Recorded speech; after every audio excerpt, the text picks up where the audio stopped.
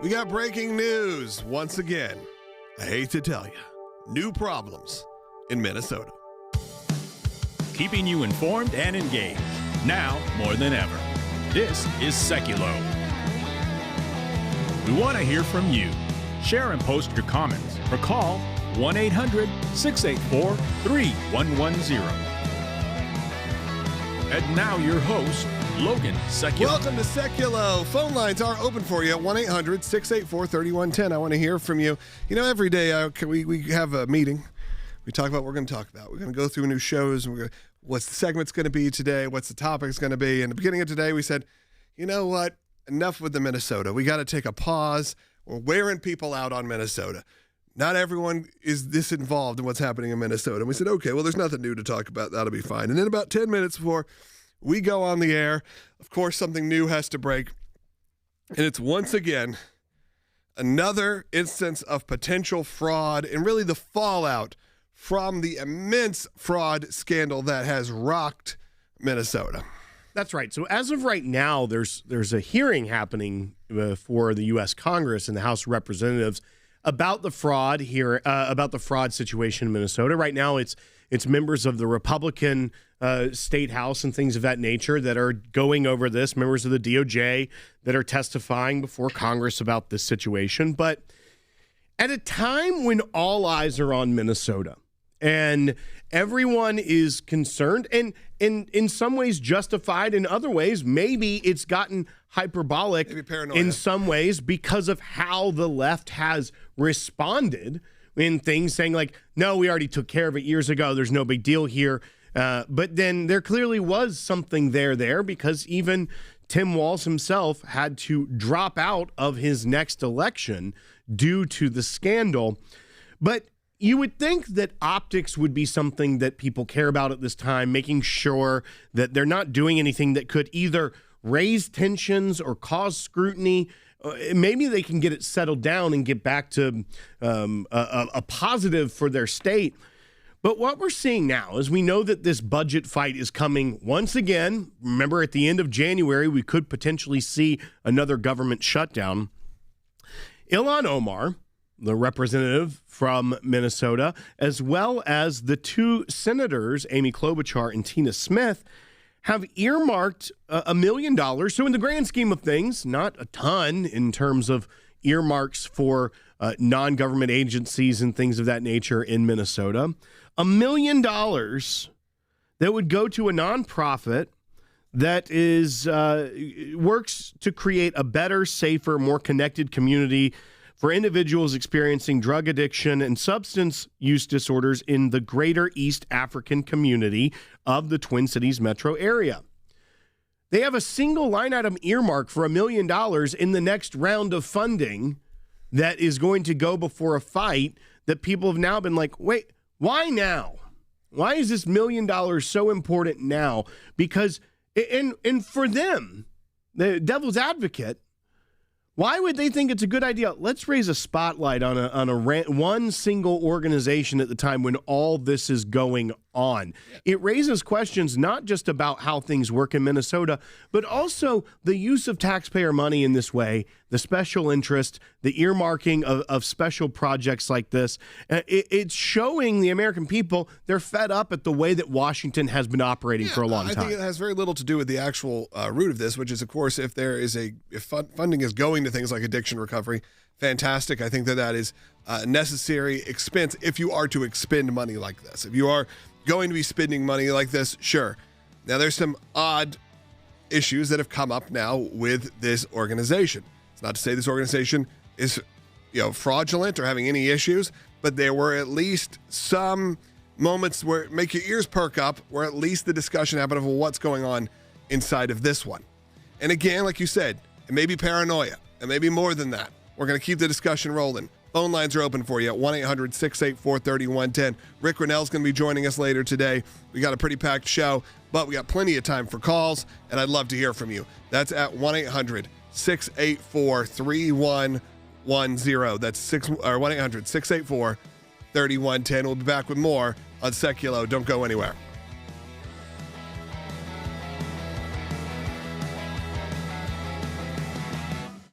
You've been working on this issue for years. You've spoken to the whistleblowers personally. Is that correct? That is correct. You have an understanding that 1,000 whistleblowers running an account on X have come forward to expose fraud in Minnesota state agencies, and they have been entirely ignored by Tim Walz and have even been retaliated against. Is that accurate? That is correct. Even this morning, I got another message. Many of these are Walz administration employees, correct? They are actually Democrats as well. Do you have any doubt that Governor Tim Walz knew about this fraud as it was occurring? He absolutely knew that it was occurring. There was a meeting that took place between the Attorney General and affiliates of Feeding Our Future. Is that right? That is correct. And what happened at that meeting? Do we know? Yeah, we do, because we have it on tape. There was an audio recording made at that meeting that was entered into evidence in the Feeding Our Future trial, and it was later revealed through work from Center of the American Experiment, the full recording. And my observations of what took place in that meeting was that Attorney General Keith Ellison was focused on one thing and one thing only, and that was keeping these folks in business. There were no questions that he asked of these folks about how the kids are doing, the operation, how they're getting fed, who's being helped. Instead, the focus was entirely on ensuring that the money continues to flow. And I'll add that he went so far as to say that he was going to fight these people in reference to the state agencies. The state agencies are his client. Yeah. And when you said money's going to flow, did money flow to Mr. Ellison's campaign a couple weeks later from some of the folks who were in that meeting? Sure did. How much, do we know how much that was? I do not have that number. So it wasn't just overlooking the fraud. They were actively trying to make sure this program continued, and then they benefited from that politically with contributions to their campaign, all in this same year, all in 2021, when this was all coming to a head. Is that accurate? That is my understanding.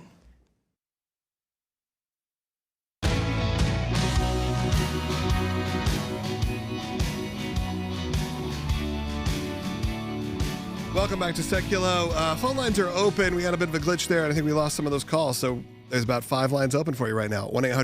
1-800-684-3110. Give us a call back. 1-800-684-3110. Got to restate what's going on. Which, if you've seen the headlines read something to the effect of Democrats steer $1 million to an addiction group operating in Minneapolis in a Somali restaurant amid the fraud fallout. Now, again, I want to make sure that we don't suggest things like, hey, this was meeting in a restaurant. Yeah, if you look at the organization's website, which does exist, they've got a little bit more background than some of these organizations. They say, yeah, we meet in this restaurant along with other different places. And look, I'm not playing devil's advocate here, but I'm also saying we got to make sure that we also are playing by the rules here and we're fair. But you understand when you look up, oh, where's this $1 million going to right now? And that is earmarked from some of these leaders in Minneapolis. And you realize it's going to a addiction recovery center that may or may not be actually in a restaurant, that you at least would question the authenticity. Well, and I think this goes to the larger discussion of what we've been saying since Doge was a thing, right? Is that it's waste, fraud, and abuse. Not all mismanagement of government funds is fraud, where someone is stealing it, no use that is going towards the alleged explanation of the use, like just stealing money. Disagree with right. Then there's waste, spending money on things that shouldn't be spent on. That's just a complete waste of taxpayer money. And then there's abuse, which is abusing the system to get more money into places that maybe it shouldn't be, or there's abuse of the mechanisms that govern that. So there are kind of these 3 categories of spending that's frowned upon, I think we would say, by a majority of Americans at this point. And so when we talk about these things, it doesn't necessarily mean, and we firmly believe in America, you are innocent until proven guilty. That is the basis of our legal system. That is a benchmark that we don't ever want to lose. But you would think that the political ramifications for, you saw how Tim Walz denied that there was even a fraud problem as it kept growing, and all of a sudden he has to not run again. That the senators and Ilhan Omar would think maybe at a time where this debate is raging, so much so that our preferred person as governor of the state, because he was also the nominee for the vice presidency of the United States just some months ago, maybe we shouldn't be earmarking it's not even like it was an earmark for addiction recovery in Minneapolis to go to the state agency to then dole it out. This was an earmark for $1 million of Department of Justice money to go to this group.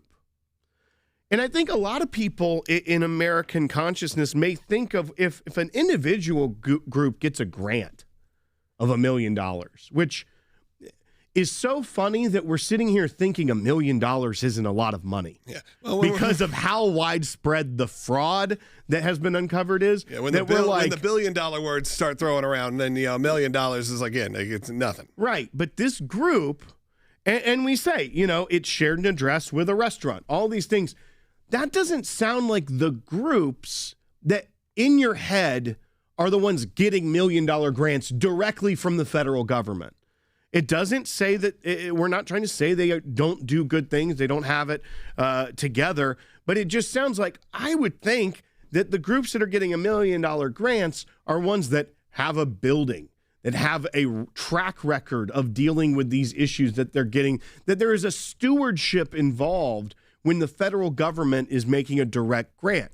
But we know that's not the case. And I think that's why this goes even beyond fraud. It shows how broken the system is when it comes to how Congress spends your money. This is federal dollars. And it's just, we're going to do this, and we don't care about the optics. We know it's going to be elevated because it's potentially another shutdown fight coming. Of course, they're going to scrutinize everything they can, but they're going to name a group, and not just the representative, but co-sponsored by both senators from the state, is going to be in this budget. It's shocking how brazen they are just to fly in the face of everything that's going on in America right now. Yeah, and right now we are following. There's a hearing on it right now. There's also right now happening, as we're live, the first White House briefing since the Maduro arrest. We have our team monitoring it to see if there's anything worth going to, anything that's breaking news items. Probably not. They usually just kind of go over the basic facts. But it is interesting that we are there. I also see some confusion in the YouTube chat about the funding, saying, hey, why are we funding other countries' addiction recovery? I need to clear that up. I know it's confusing because it's specifically aimed to the Somali community, but we are talking about the state of Minnesota. We're talking about Minneapolis, which, yes, has a very large community. It is the greater East African community of the Twin Cities metro area. Right. So it's the Somali community within Minneapolis, St. Paul. Yeah, I just want to make sure we cleared that up because we are talking about communities within the state. And that's why I said if it's addiction recovery, I have no problem with that being where the funding is going. I understand where you may have problems with that being funded in general, but that's just a political mindset. That's just how you feel about federal and state funding in general. But let's take that aside and go, okay, humanitarian needs, feeding people, taking care of people who are on the street, great. No problem with it. Do I think there should be double checks on it? Sure. Do I think when there is a moment where there is this intense fraud being uncovered in one of our states? And look, we're going to find out, I am sure, that Minnesota is not alone in this. I feel like it's a college football scenario. Back in the day when they'd be like, well, these players came here and who is paying what players, what is it? It's like, well, all of them are probably doing it. It's just who gets caught. I feel like we're probably going to learn that some of this was commonplace in American politics, where whether it was intentional or whether it was someone who just kept their eye off the ball and fraud was, abused. Obviously not fraud was abused, but the federal government, the state government funding was abused. Well, and once again, these are deeper philosophical questions that come out of when you see how badly it was abused. The safeguards that are supposed to be there that were abused, those were abused by fraudsters to defraud the taxpayer. And I think that's a bigger philosophical question of things like addiction recovery that is being outsourced by the federal government, by the state government to NGOs. A lot of the times, and we've talked about this, is that the work that traditionally we held as that of the church, the people of faith that would go and reach the least of these, go to the people that need help, whether it be feeding the needy, clothing the needy, and things that church groups do, great work. When the mindset of, especially in ideology politically, replaces the state with the church. And when you think about even the separation of church and state, of the concept that Thomas Jefferson was writing about, wasn't what the left tried to make it. It was that he didn't want the state to corrupt the church. And that's what we've seen, is that the state has replaced the church in the minds of many politicians, for sure. But that work is like, this is the duty of the state. Yeah. So we are going to take, we are going to take your money and we are going to dole it out. And what happens when you get to states like Minnesota or California, where they have a lot more of the social programs, they take a lot more of the citizens' money to spend on these things. What you start to see is that the guidelines, the restrictions, the safeguards of protecting that and being good stewards of that, something that a lot of churches are very mindful of, the state doesn't necessarily have that. And a lot of times the bureaucrats are just making sure that they are meeting quotas and they are doing things. Or you even see in Minnesota where the bureaucrats were, what we see, trying to warn the state. This is out of control. We've got to do this for over a decade. And they were doing nothing about it. And a lot of that is because what happens when the safeguards are ignored and the communities that benefit from it happen to be a special interest group that gets certain types of politicians elected, then, those politicians want to make sure that money keeps flowing.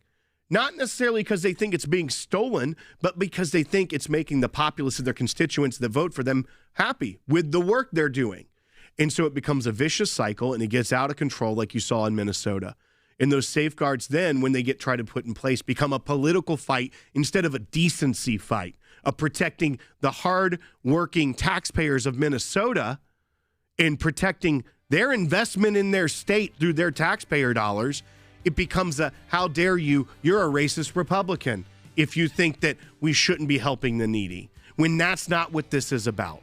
All right, we get back. We're going to take some calls and comments. I want to hear from you at 1-800-684-3110. Look, the ACLJ is on it as well. We're going to let you know how we are getting involved in the next segment in the entire situation in Minnesota. And if you want a little bit of a sneak peek on what that is, go to aclj.org. You can go ahead and sign our new petition that just launched.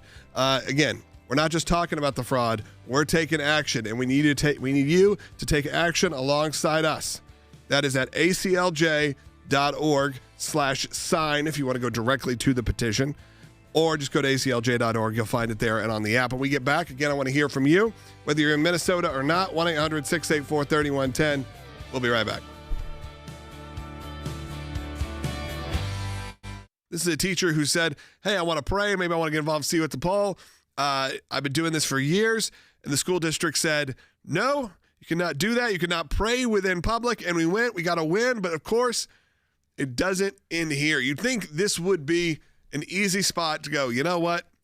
If you're this school that really hates prayer so much, you can take the L and understand the court ruled against you. We won here at the ACLJ. So congratulations to everyone who fought for that and everyone who was on the team and all of you who supported the work. That's great. But you'd hope that would be the end. But no, they decided let's maybe waste some more resources. Let's push forward because we really, really don't want prayer in this school. We really, really don't want our teachers to be praying in public. This past year in 2025, she gets a notice from the principal that she cannot pray, that teachers, not just her, but teachers cannot pray with or in the presence of students. So this is a blanket. She wanted to do a Bible study with teachers before they started school, so before hours on her own time. They cannot do that. If by chance any student could ever see them, they cannot pray. And what's amazing about this is, if people recall, and I think our listeners will, the Coach Kennedy case where he wanted to pray on the football field. And the Supreme Court ruled on that and said, absolutely, he has that right. In fact, Gorsuch wrote that schools cannot force employees to shed their religious identity at work. And yet that's what this principal is doing. So like you said, we did have a win. The school filed a motion to dismiss, and the district court denied that, saying absolutely not. This case goes forward, and he has appealed from that. And so now we are in the Fifth Circuit Appellate Court, and we have oral argument on Friday to go further with this case and defend this teacher's right to have her religious faith and practice her religious faith as a teacher.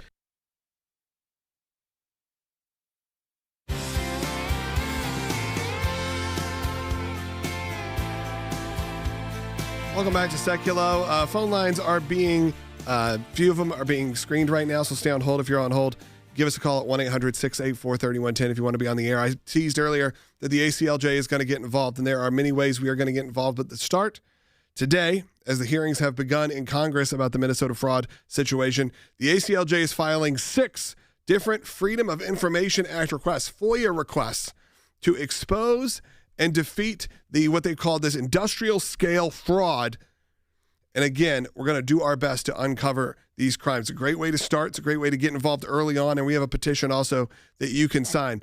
Will's going to tell you a bit about it. I'm going to pull up the wording from the petition so you can hear it from us directly. That's right. So right now, our team has been working. They've been working very hard on this, actually, to create 6 different FOIAs. Some are FOIAs at the federal level. Some are the sunshine laws under Minnesota, so the state level FOIA, if you will. But one is going to the U.S. Department of Health and Human Services.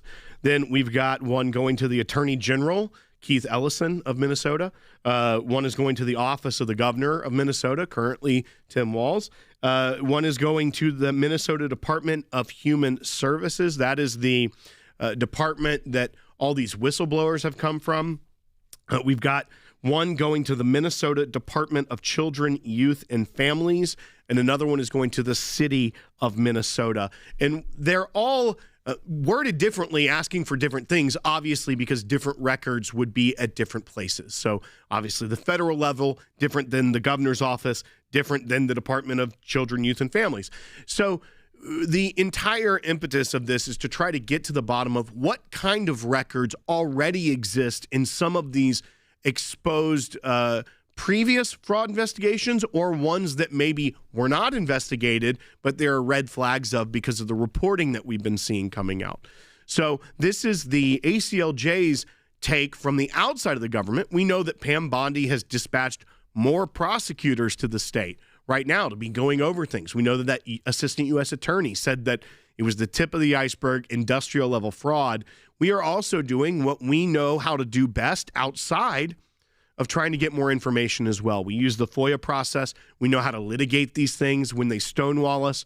So we are starting now. We're getting these out as quickly as possible, and we are going to move forward to try to see what we can uncover ourselves, knowing the terms to use, knowing the different levels to go through within these state agencies and with the federal government to find out what we can to expose more of where the balls were dropped by the state government in protecting the taxpayer dollars in Minnesota. And you can get involved, and there's a great way to do it. Just go to aclj.org.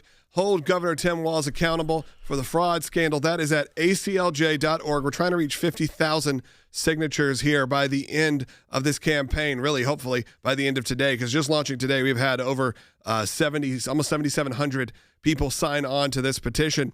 Again, this is a huge scheme, a huge scam that we have heard about for years. Or not for years. We've heard about, it's been happening for years. We've heard about for the last few weeks. And of course, every time I think we're going to move on to another topic, this ends up being one of the leads. It was never the plan. It's not even something we do care about fraud and corruption, but it's not like we're sitting here going over what's happening in Minnesota, but it keeps growing and growing and growing. And again, I think it opens up, as Will talked about in the last segment, a much bigger discussion, which is beyond how, the fraud was happening.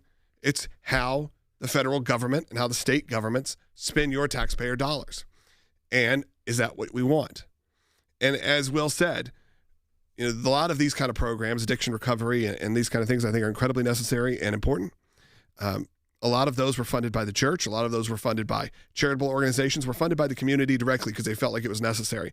They weren't taken from your taxpayer dollars and just divvied out. Now, if you're more on that sort of social train and you think that's the way the government should run and that's how they should spend their money, look, I think there are social programs we can all get around. We all want streets that are safe. We all want to have a lot of these things that are social programs, if you will. But when it comes to stuff like this, when, at least, like you said, had the guardrails up and have better control over where the money is going, how the money is being spent, and of course, if it is being spent on people who are actually doing the good work that they say they're doing. Again, that's not to say this one specifically was not. There's just things that feel like red flags. And those red flags become a bigger issue now that we know there has been so much corruption. When you say an addiction recovery center is actually an address to a restaurant, that's not to say that they aren't meeting there. That's not to say that that isn't legitimate, but at least optically gives you a reason to question it. But again, that's the small picture. The big picture is, does this need to be where your federal funding and state funding is going in general, where your taxpayer dollars are going? Is that what you want out of your government? And maybe you call me, let me know, 1-800-684-3110. You may be right, because the church maybe has slacked off. I don't see that. I see it more as the church maybe doesn't get as much publicity as they used to in terms of the way that they would handle these kind of crises. And a lot of times they do it without the pomp, without the circus behind it, without the press coming. You know, if they're feeding the hungry, they're not also calling Channel 2 to come down to show, let's feed the hungry. Or, of course, a lot of the times the government is going to do that. They want to show off, look, we're spending your money helping people. But the real people who are doing the job often are not the ones who are in it for the fame. We're going to take a phone call real quick. Let's go to Mike, who's calling in Minnesota on line 1. Go ahead, Mike. He's an ACLJ champion. Someone that gives on a monthly basis. We appreciate it, Mike. Go ahead. Hey, thank you so much for taking my call. You guys are doing a wonderful job for our country. There was a news article that just came out with Alpha News, the one newspaper that tells the truth and deals with issues in our state. But the Office of Legislative Auditors audited the Department of Human Services. And they have found out, this is just breaking yesterday, that the Department of Human Services is creating new documents, and they're backdating other documents, and they're trying to cover their tracks. And my opinion is that people that are put into government should suffer twice the penalty because they're put in a position of trust. And we need to get some teeth in the prosecution of these guys. Send a few of them to South America. They're their prisons, and this would stop. We're tired of losing. We had billions of dollars of surplus in Minnesota, and now we're billions of dollars in debt. And people in Minnesota getting tired of it. I think you're right. And look, Minnesota's been through a lot over the last few years. Look, right now we're watching a breaking news item that's coming on. The police responding in Minnesota to a shooting that involves ICE. You know, there's a heaviness that seems to come upon certain areas at certain times. I don't really know why that happens. It could be spiritual. It could be just political. There's a lot of reason that rot starts to be exposed or comes out of certain areas. And I love Minnesota. I spent a little bit of time there. Great people, interesting food. What it always seems to be, but real human beings and people who are sweet. And I've had nothing but good experiences there. And I hate it when this stuff starts happening. I think you're right that to build trust out of the chaos, there needs to be accountability. What that accountability looks like is sadly maybe a bit different for you and for me than what it would be for the people of Washington, D.C. or the people in politics. And I think we have to know that that's just the truth. But the ACLJ team is hard at work, and we're going to get involved where we can. I'm going to ask you to sign that petition right now at aclj.org. Let's get these Freedom of Information Act requests out there. Let's do it today, and let's also go ahead and get your name on this petition. We're trying to hit 50,000. We have already had close to 8,000 of you sign up already. So go to aclj.org/sign. We only got the second half hour of the show left. We're halfway done. Can you believe it? But you may not get it on your local station. Find us broadcasting live, aclj.org, YouTube, Rumble, however you get your podcasts. We'll be right back. Welcome to the all-new ACLJ app.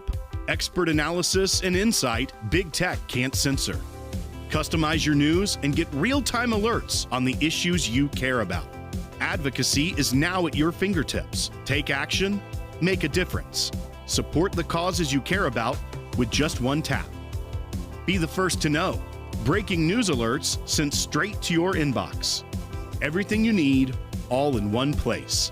Stay informed, stay empowered. Download today. We are so excited to announce the ACLJ's brand new app, completely redesigned to provide you with the best tools available to partner with us at the ACLJ. You can watch the daily Sekulow program, sign the petitions, customize your ACLJ membership experience, donate with the click of a button, and receive up-to-the-minute critical updates that the mainstream media can't censor. Just scan the QR code on your screen or go to your phone's app store, search ACLJ, and click install. It's that simple. Keeping you informed and engaged, now more than ever. This is Sekulow. And now your host, Logan Sekulow. Welcome back to Sekulow. Like I said, phone lines are open for you at 1-800-684-3110. Second half hour coming up right now. Of course, we are talking still about the news out of Minnesota. And there's a few things. Sadly, right now, there's a potential shooting that's happening right now. We're covering that. But mainly what we're talking about is, again, more fraud, more potential fraud as we see more being uncovered. And now we start to get to this bigger issue. And the bigger issue is, how do you want your federal government and your state government to be spending your taxpayer dollars? The world has shifted.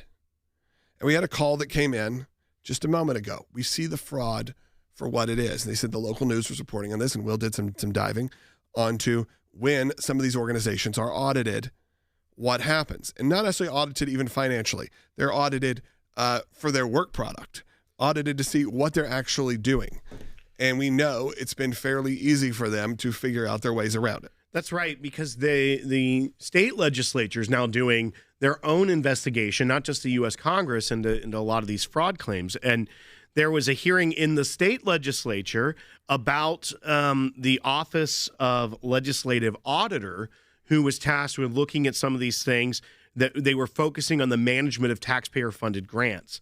And that legislative auditor said there was a systemic effort to cover up what's been going on, that the audit focused on management of the government grants, and they found, this is just an instance of where an organization received $672,000 for a single month of work, but it could not provide the auditors with detailed invoices, program participant data to support that work. The total grant was only $1.6 million.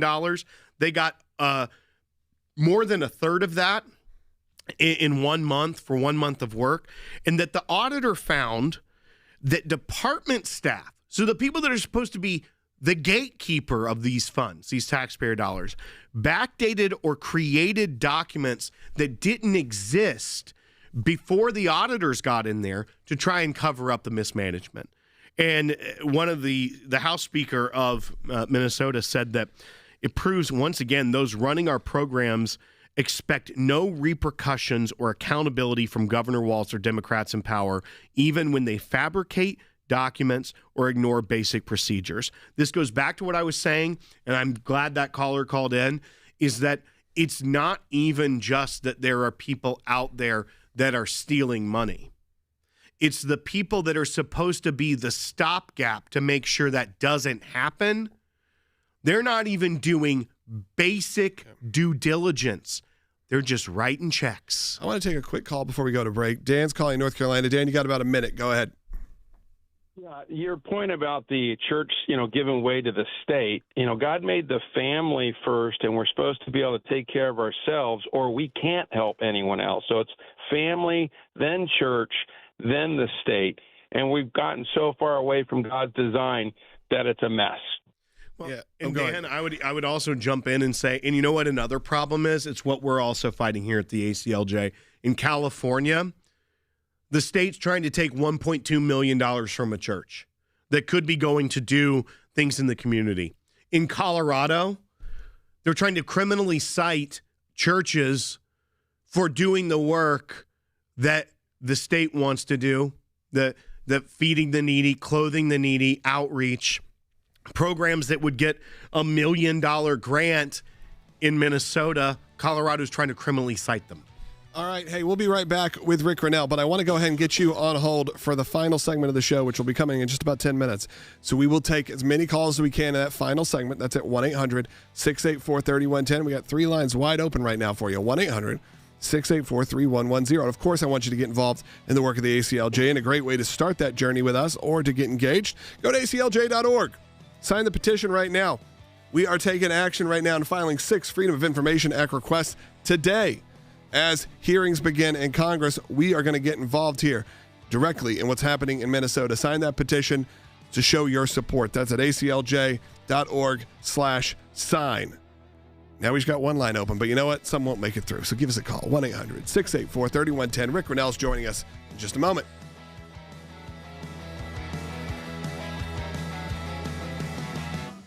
The White House is cutting off $10 billion in social services and child care funding for blue states over concerns that the benefits were fraudulently sent to non-citizens. The move affects California, Colorado, Illinois, Minnesota, and New York. The Child Care Development Fund, which is apparently a temporary assistance for needy families program, and the Social Services Block Grant will all have their funding frozen by the Department of Health and Human Services. We know it's very bad, and it seems to be getting worse by the day, as you just reported. It's 1,000 times worse here in California, because you've had 16 years now of uninterrupted one-party rule by the Democrats. No accountability, no checks and balances. You've got the ideology of leftism, growing big government, these endless welfare programs, stronger here in California than anywhere else. Developing news, President Trump says a fraud investigation is now underway into California's spending. California is more corrupt than any place. A comment followed up by a social media post a few hours later. California, under Governor Gavin Newsom, is even more corrupt than Minnesota. Just before the holidays, you saw the state auditor in California publish a report showing just a snapshot. It wasn't a full audit of everything in California. That number from the state auditor, $76 billion. Yeah. That's at risk for fraud. And that's just 8 separate programs, not the whole of it. Is this going to be a headache for Gavin Newsom and for Hochul up in New York as well? Because if they cannot come up with the money or the right investigation or where the money went to, and as you dig deeper and deeper into this, I mean, you're talking about abuse of taxpayer dollars. I think this will become a political headache. I think the Trump administration is onto the right thing, but I think this is just the tip of the iceberg. I think by the time you get to the bottom of it, we're not talking about tens of billions. We're probably talking about hundreds of billions.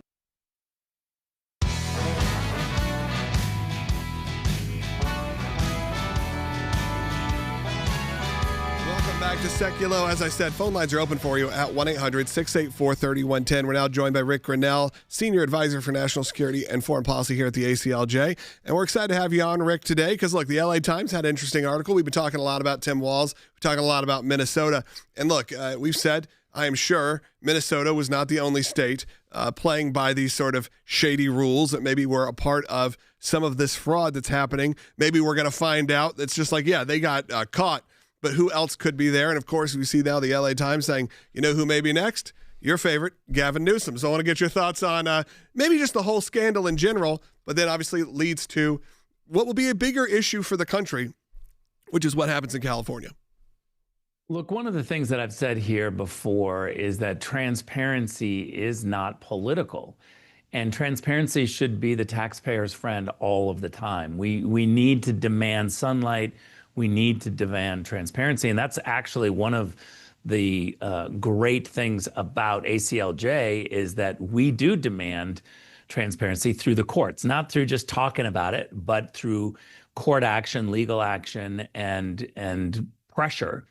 And what we see in states like blue states, that the media, which are also blue and left, they don't hold blue state governors to account. Now, take that to a red state, and I want to see transparency in red states as well, but the media plays important roles there because the media is all lefty, and so they are holding aggressively the red state governors and leaders to account. That does not happen in blue states where the media is blue, the media is left, right. The leaders are left, and you take Sacramento and you see that Gavin Newsom has been able to do whatever he wants with very little pushback. I just saw this big story that goes around from Republicans and sports lovers in California, where Gavin Newsom was caught years ago pretending like he played on a baseball scholarship and was recruited by a Major League Baseball team. None of that is true. He retold that story for so long. The public was screaming about it. It took the media forever. to kind of hold him to account on it. And they never really have done that. But that is just one example. When we look at the fraud that's happening in Minnesota, of course, there's massive fraud in California. We've been able to document some of it. The train to nowhere. We've got the homeless problem in California that gets worse, and yet billions of dollars have been spent. Gavin has asked taxpayers to do bond initiatives to spend money on homelessness. That money has been wasted because homelessness is still a problem. We see fraud constantly, and it's never going to be outed by the media. We need the federal government, we need the Trump administration to come forward and hold these blue state governors to account. I think it's only just about transparency. Why wouldn't you want transparency that's not being done? Well, and I think, Rick, one, we see that for some, there's probably this, shark circling the water because it worked. The pointing out that not only was there massive fraud, but that the institutions within the government made it easier for fraudsters. There was no desire for the government of the state to protect the citizens, the taxpayers of that state from their money being stolen. And then the ignoring of it and just trying to wish it away and say we dealt with it. And I even asked for more power from the legislator, was the undoing of Tim Walz. I mean, months ago, he was the candidate for vice president of the country, and now he is not going to run for what he was calling a historic third term as the Minnesota governor. That happened. Gavin Newsom, much better communicator. No one has ever denied him that compared to Tim Walz. This is a fact. This is not bias here. But Gavin Newsom also has a state with a much larger budget, much larger programs, and probably much larger fraud. When you have a columnist from the LA Times, not typically a place that you would think would try to hold him to account based off what we've seen historically, saying Walz isn't the only governor plagued by fraud. Newsom may be the target next. And the sub-headline saying Republicans and Democrats alike will probably come at Newsom with critiques of the state's handling of COVID-19 funds, unemployment insurance, and community college financial aid. Do you think that this is one that he can wiggle his way out of? Or do you think Teflon Gavin will try to skirt any sort of accountability on this as well? Well, first of all, shame on the LA Times for knowing exactly where the fraud is taking place. They listed it, but they've never covered it. They knew exactly where the fraud was, and it might be in the community college system. It might be in this, that, or the other. They know exactly the problems, but they have refused to cover it. Make no mistake, the guy who owns the LA Times pretends to be bipartisan, and he's not.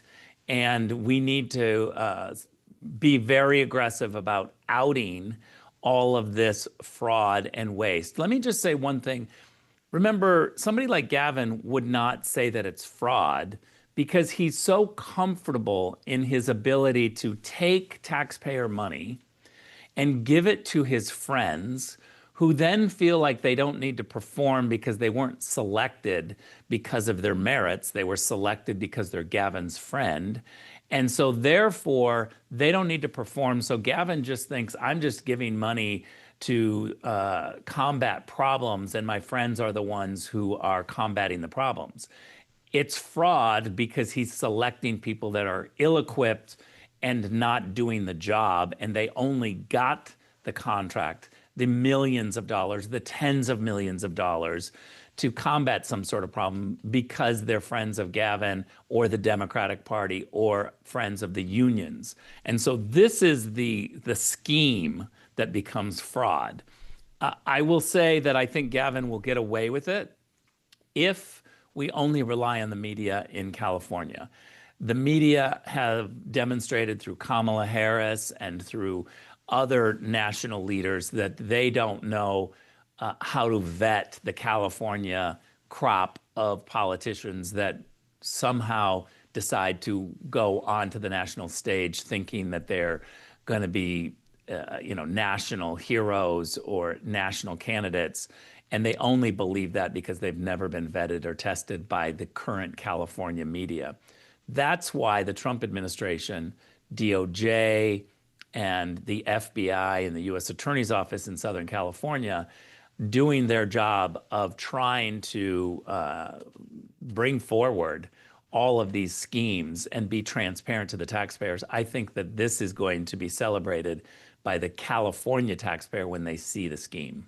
Well, and I think, Rick, this is exactly what had the American people excited at the beginning of this term, was seeing the work of DOJ getting into federal departments and pointing out things that it was waste, fraud, and abuse. So those three buckets of things were happening everywhere.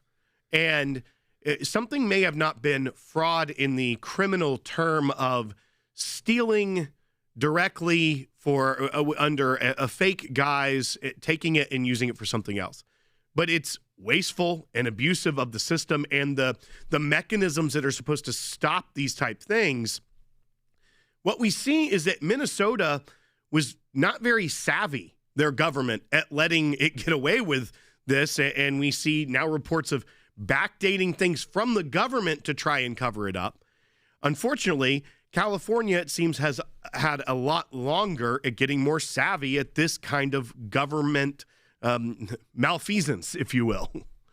And I wouldn't use the word savvy. I would use the word lazy, because they became very comfortable knowing that no one was going to push back. You have a state like Minnesota and a state like California, both of them very blue, both of them covered by reporters who are very blue. And so everyone just kind of let their team do whatever they wanted. And it was a comfortability. It was, you know, Gavin didn't have to be very savvy to somehow distract the LA Times and the San Francisco Chronicle from looking at his schemes, because they love Gavin. They celebrate Gavin, and they've never held him to account on anything he's ever done. He's wasted so much money. His COVID leadership was a disaster. And so there's plenty there. LA Times knows about it. They're just not covering it. Yeah, we'll take it from there, Rick. And I think there will be hopefully some accountability there. We know in Minnesota, we are taking action. Like you said, the ACLJ, we don't just sit back and just report what's going on. We are filing today 6 different Freedom of Information requests in the state of Minnesota.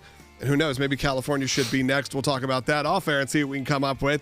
But with that, we are going to take your calls and comments. And of course, you can sign that new petition if you want to get involved as well at aclj.org/sign. Thousands of you have already. Let's try to hit that goal. Let's try to do 50,000 by the end of this week. Do it right now at aclj.org. Again, we have one line open. We got, other than that, a pretty full bank of calls. We're going to take as many as we can coming up. If you want to maybe make it on the air, though, one line open, 1-800-684-3110. That's 1-800-684-3110. Get in line. Hey, if you're in the comments right now, let me know where you're watching from. Be right back.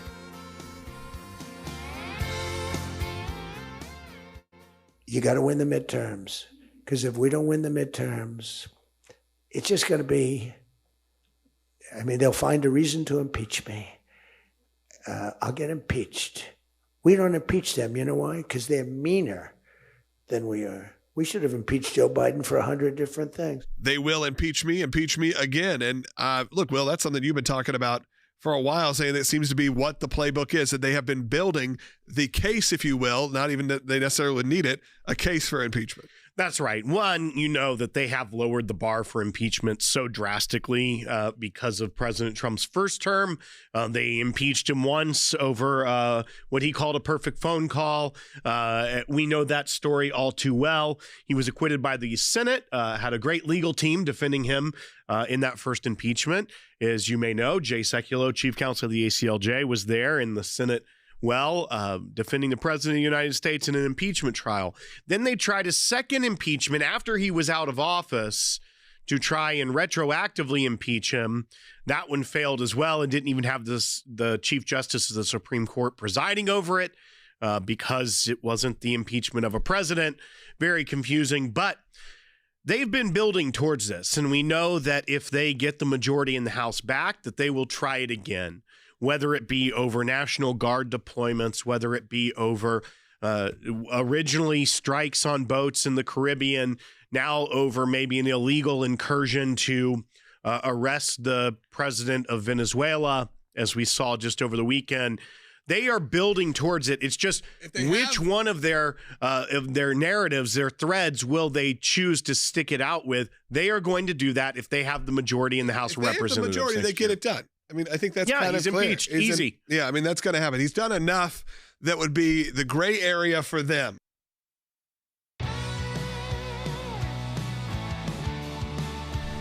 All right, last segment of the day, and we got pretty much a full bank of calls right now, and I want to make sure we get through as many as we can. Some of you have been on hold for a very long time, and I'm sorry about that, but we had some news to cover, and then, of course, we had what was going on with Rick Grinnell. Now we're going to head to your calls. Let's go to Nico. Started off. Nico's been on hold for 28 minutes. I appreciate it. Who is watching in New Jersey and also watching on Rumble. Go ahead, Nico. Hey, thanks for taking my call. Hey, you guys remember when Trump ran that fake university, Trump University, scam people out of money? Isn't it great that he's fighting all this fraud? You know, Nico, thank you for lying to our phone screeners. That's fine. I mean, look, you can say whatever you want to say. Again, I've never been on here to be either way a Trump, someone who is their apologist or defender at every cost. But that one we know was certainly one of the more political ones. Go find how many other, I'll be honest, I've always thought that one was ridiculous. Go find how many other organizations run institutes or universities or whatever you want to call it, and call it that. Look, I understand there are issues with that in terms of calling something you or whatever it may be, and look, I think they learned their lesson on that, but you'd be shocked. Check in your own business. I bet they're running something similar in their training program.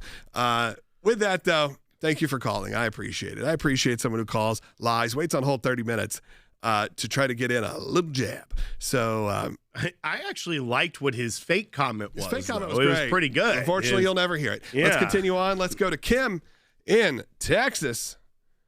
Kim, you're on the air. Hi, thanks for taking my call.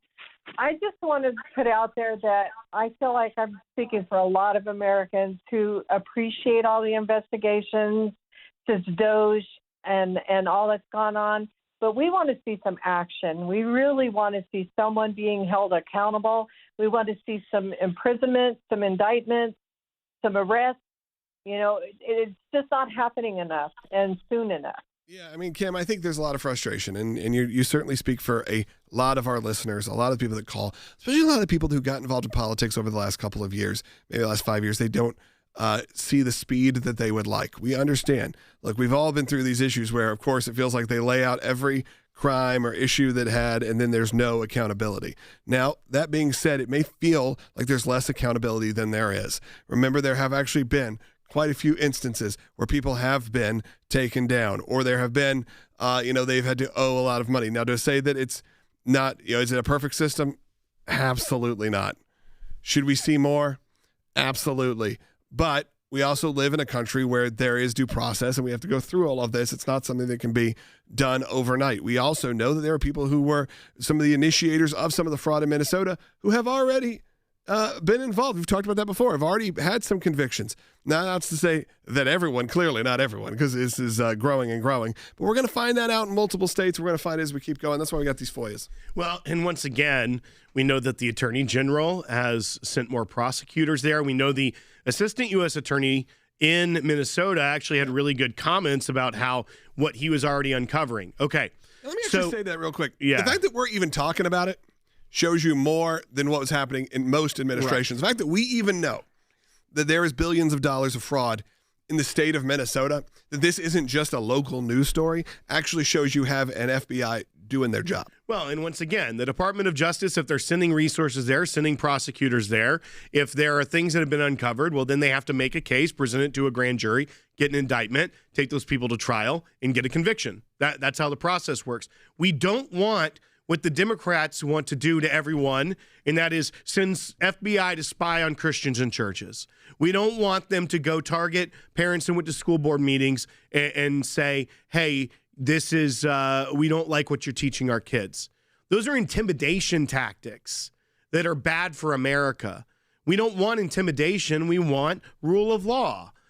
We don't want fake impeachment trials that are just political shams to try and persuade the American people of one thing or the other. Yeah, we do want accountability. We do want justice, but we do want it to be done the right way so that it's not just overturned by a political decision or by a bad indictment that is easily overturned on appeal. We want it done the right way. And we're just now finding out about this. Yeah, we've been talking about it for a few weeks, but they've got to get in there. They got to do it the right way, or else it's all pointless and everything is pointless at that point. All right, let's try to get through a couple more calls. We'll do our best. Let's go to George first. George, watching on Salem News Channel, California. Go ahead quickly, George. Yeah, well, thanks for taking my call. I think history is a great teacher, and I'm just shocked that nobody's mentioned the political machine in New York City in the 1800s, Tammany Hall. And that's where they basically exchanged immigrant support votes for fraud. And they ran New York City for 100 years. And I see the same scenario in California, the same scenario in Minnesota. There is nothing new, George, in politics, as we've learned. A lot of times history very much repeats itself. So thank you for bringing that to our attention. Logan's not going to let me talk because whenever someone brings up some fun fact like that, I go on a diatribe. Well, we only got 3 minutes left in I the know, show. So I'm saying keep going. You know I'll what? let You have go. to save your, calling, save your 18th century or 19th century news and history for tomorrow's show. We got a little more time. Let's go to Larry in California, watching on the Salem News Channel. Go ahead, Larry, quickly. Yes, I just wonder, all these investigations, never ever heard we've found this money and we have it now in our coffers. They always go so close and then you never hear any more about it. We had the senator from San Jose go to San Diego, ask the lady, well, you got a check for COVID here for $2 billion. Where did it go? Well, we have different organizations and different Larry, I'm only cutting you off because we're running out of time. I understand the frustration, kind of like the caller from a few callers ago. We understand the frustration. You got new FBI in town. Things are getting done. Things are happening. It's also why we have this FOIA request happening right now. 6 different ACLJ FOIA requests, Freedom of Information Act requests. So you can follow up on that as well and be part of the team that is looking into that. You can sign the petition at ACLJ.org. Last call of the day, Ann in Pennsylvania. Go ahead, Ann. Oh, guys, can you hear me? We can hear you. Go ahead. Oh, I'm so sorry. I just wanted to say you guys are the action. You're the real definition. And also, I had a college radio show many years ago, and I was perturbed about the fact that illegals were getting a free education. So I'm talking 10, 20 years ago. Okay, so now we're revealing and investigating and exposing all the real numbers of this financial abuse taken being inflicted by illegals, and not just illegals, but by people who aren't necessarily not abusing the system. And we have an America First president, and I don't understand all the negativity on the right. And I just want to just throw this in here. You guys are absolutely right. We're not seeing what's going on behind closed doors. I do believe Bondi needs to act quicker, but I am not going to throw that woman under the bus. Because right now, things are happening. There are things that are happening. Look at with Medora. Look at on a national security level. Look at on an economical level. Guys, you are the best, and I'm sorry I had to throw those things in there. No, I'm Ann, so sorry. I agree with you wholeheartedly, actually, that there are a lot of things happening, and I do believe it is people, like you said, you've been at this for 10, 20, 30 years following it. There's a lot of people who are brand new to this world, and that's okay.